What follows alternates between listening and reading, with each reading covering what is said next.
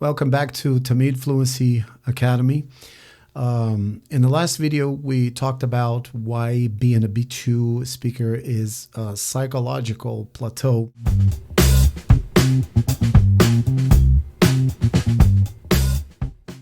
Today, we're going to dismantle one of the most persistent illusions in language learning, which is the idea that grammar leads to fluency.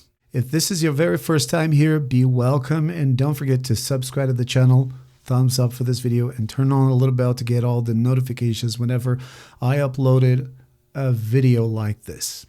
So I'd like to start with what grammar is actually good for.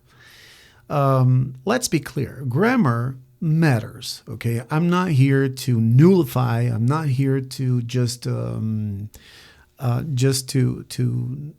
make it negative.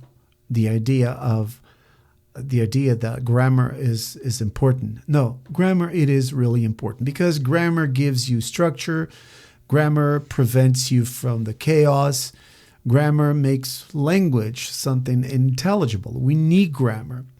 But grammar is not a driving force. Grammar. I hate grammar. Grammar is a stabilizer because it helps you avoid mistakes, errors, but it does not help you operate under pressure. And let me tell you why grammar stops working after you reach the B2 level. Because up to B2, grammar is something powerful. You care about every little aspect of grammar. Once you learn a new grammatical rule, you get so much excited about it. You start practicing and then you feel so much motivated. But because every rule gives you a sense of control, and nobody wants to be out of control. We love control. But after B2, grammar becomes a burden. It becomes heavy. So you start thinking before speaking, you start correcting before expressing, and you start, as I've said previously, the first two videos, you start editing before meaning exists. As if you were, like I said before, previously, editing the video live to everybody to see. So grammar turns into a big brake. We are constantly pulling the brakes. So why do we do that? Not because not because grammar is wrong, obviously not, but because you're using it at the wrong stage. That's it. The third thing I want to tell you here is that the C2 reality no one tells you. C2, you're an advanced student. You want to become a C2 student. C2 speakers are not thinking about grammar. Believe it or not, they don't. Whenever I'm speaking, if you speak another language, if you speak Spanish, for example, if you speak Portuguese or French or Italian, C2 speakers are not thinking about grammar. They're thinking about intention, nuance, subtext, and timing. And grammar is already something automated. And it runs in the background like breathing. Nobody is really worried about breathing because except you have a breathing problem like asthma or bronchitis. And then you will pay attention to your breathing, obviously, because you struggle. But if your breathing is totally okay, you don't stop and think, okay, let me breathe it better. It's something automatic. It's something quite natural. There is the system, the nervous system is all the time working so that it can happen. So fluency is not accuracy, emotion. Fluency is meaning without suffering, meaning without friction. Obviously, we can suffer while we're talking, obviously, but it's not suffering because we talk. It can be suffering when we talk, obviously. Well, what actually takes you to become a C2 speaker?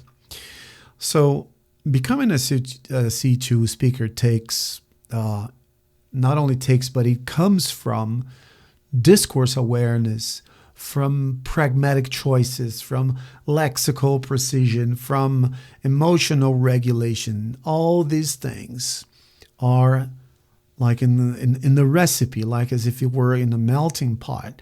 So it's knowing when to be not very clear.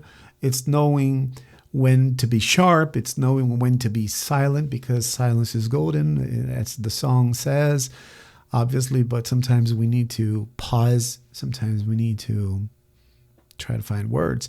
And one mistake that happens a lot, especially with Brazilian people, is when they're thinking, they tend to say and that sound is not usually spoken by native speakers.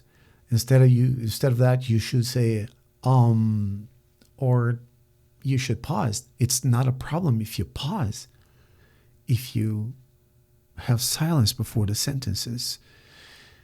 And that's not grammar. You notice? So that's pretty much like what I've said previously, cognition. So making a big story short here, if grammar were the answer for your problems, you wouldn't feel stuck. So stop asking yourself, is this correct? Allow yourself to make more mistakes, because if you don't make more mistakes, especially in front of people who speaks the language, who is native or native people,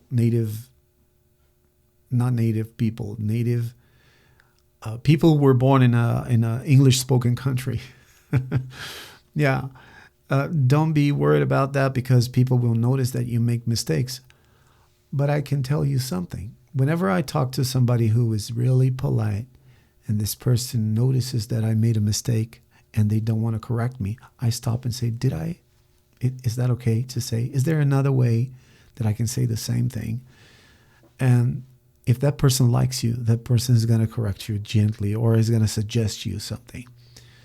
I had an experience with a person from the United States who criticized my accent and said that my accent was pretty much like a Frankenstein, because sometimes it sounded like people from the south of the United States, southern accent, sometimes from New York, sometimes from New Jersey. And I apologized, and I said, well, I've been watching movies and series from all over the places, and I've been listening to a lot of people from different places in the United States. You were born in a place, you were raised in a place, and you started living in another place in the United States or abroad, but you have never been abroad. You have never been in other parts of the United States. So maybe it's because of that. I am Brazilian, and I can fake some accents from Brazil as well. Obviously, I don't mix that up while I'm talking, because I was born in São Paulo, in the state of São Paulo. But if you're not born in an English-speaking country and you tend to imitate, because the process of imitation is very important for you to acquire fluency, obviously, whenever it comes to your mind a person you like, for example, I love Tom Hanks. I'm a big fan of Tom Hanks. And if I start thinking about Tom Hanks right now, my brain will simply activate the Tom Hanks mode. And especially when I think about Forrest Gump. And Forrest Gump, the character has a very strong Southern accent. And obviously, I would start sounding ridiculously like a Southern accent speaker. But that does not invalidate, if I can use that word, I beg your pardon.